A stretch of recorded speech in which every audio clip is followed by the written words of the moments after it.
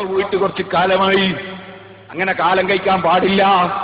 ഞാനത് 2 ദിവസം അശ്ലീലവും അശ്ലീലവും പറയുമ്പോൾ പറയാൻ വിചാരിച്ചൊരു കാര്യമാണ്. പക്ഷെ എന്നോടും ആ സമയത്ത് സമയം കിട്ടിയില്ല. ഒരു സൂചനയ്ക്ക് വേണ്ടി ഞാൻ പറയുന്നു. നാടും വിട്ടുപോയിട്ട് കൊല്ലങ്ങളോളം അന്യനാട്ടിലിരിക്കുന്ന ചില പുരുഷന്മാരുണ്ട്. കടുത്ത തെറ്റാണ് കേട്ടോ. നല്ല ആരോഗ്യമുള്ള യുവതികളെയും വീട്ടിലിരുത്തിയിട്ട് നിന്റെ ദുന്യാവ് സമ്പാദിച്ചിട്ട് നിനക്ക് മതിയാകുന്നില്ല.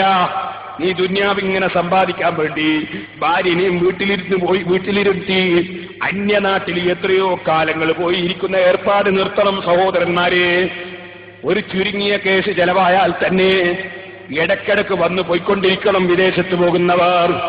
അത് നമ്മുടെ സ്ത്രീകളുടെ സുരക്ഷിതത്വത്തിന് അനിവാര്യമാണ്. അവരുടെ പാതിവൃത്യം സൂക്ഷിക്കാൻ അനിവാര്യമാണ്. നിനക്ക് തന്നെ മറ്റൊരു സ്ത്രീയുടെ മുഖത്തേക്ക് നിന്റെ കണ്ണ് പെട്ടുപോകാതിരിക്കാൻ അത് നല്ലതാണ്. നീ ഇടയ്ക്കിടയ്ക്ക് നാട്ടിൽ വന്നു പോകണമെന്ന് വിദേശത്ത് പോകുന്നവരോട് ഞാൻ പ്രത്യേകം ഉപദേശിക്കുകയാണ്. ഒന്നുകൂടി പറയട്ടെ, നിനക്കങ്ങനെ വരാൻ പറ്റാത്ത ചുറ്റുപാടാണെങ്കിൽ നിന്റെ ഭാര്യയെ നീ അങ്ങോട്ട് കൂട്ടിക്കൊണ്ടുപോകണം. നീ വിദേശത്ത് കൊണ്ടുപോയി നിന്റെ ഭാര്യന്റെ കൂടെ സന്തോഷത്തിൽ ജീവിച്ചോ.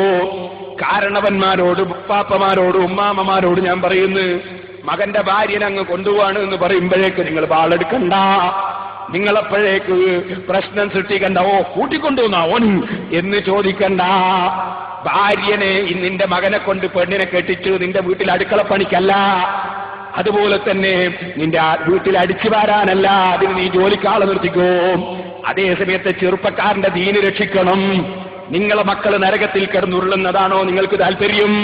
നിങ്ങളെ മക്കളെ ഭാര്യമാർ കുറച്ചു ദിവസം കഴിയുമ്പോൾ സ്വന്തം മക്കളെയും വിട്ട് ഇറങ്ങിപ്പോകുന്നതിലാണോ നിങ്ങൾക്ക് താല്പര്യം?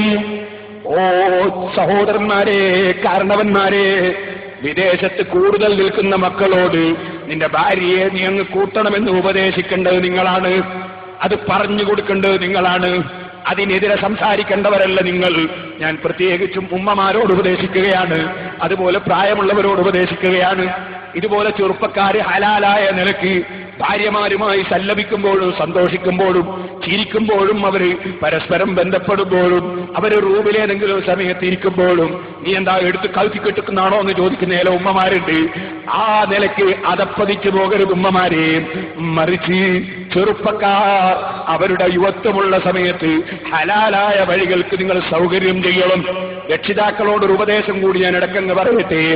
ചെറുപ്പക്കാരായ ആൺകുട്ടികളുണ്ടെങ്കിൽ അതാ നിന്നോട് അനുയോജ്യമായ വിവാഹാലോചന വരുമ്പോ നീ അവിടെ തെങ്ങിന്റെ എണ്ണം നോക്കാതെ, കാറിന്റെ പവർ നോക്കാതെ, അറയുടെ ഉഷാറ് നോക്കാതെ, പണത്തിന്റെ മുമ്പിൽ നിന്റെ മകനെ പണയം വെക്കാതെ ദീനുള്ള കുടുംബത്തിൽ നിന്ന് വിവാഹാലോചന വരുമ്പോ നിന്റെ ചെറുപ്പക്കാരനായ മകനെ കൊണ്ട് വിവാഹം കഴിപ്പിക്കണം. ആ മകൻ എന്തെങ്കിലും ഒരു ഹറാമിലേക്ക് തെറിച്ചു പോയാൽ, ഒരു ഹറാമ് പരിചയിച്ചു പോയാൽ അതിന്റെ ഉത്തരവാദിത്വം തെങ്ങിന്റെ എണ്ണവും പറഞ്ഞ്, പണത്തിന്റെ എണ്ണവും പറഞ്ഞ്, പവനിന്റെ എണ്ണവും പറഞ്ഞ് സ്ത്രീധനവും കാത്തിരുന്ന ഉപ്പയായ ബാപ്പയായ നീയാണ് കേട്ടോ. അതിന് വാശി പിടിച്ച അമ്മാമനാണ് കേട്ടോ. അതിന് വാശി പിടിച്ച ഉമ്മയാണ് കേട്ടോ.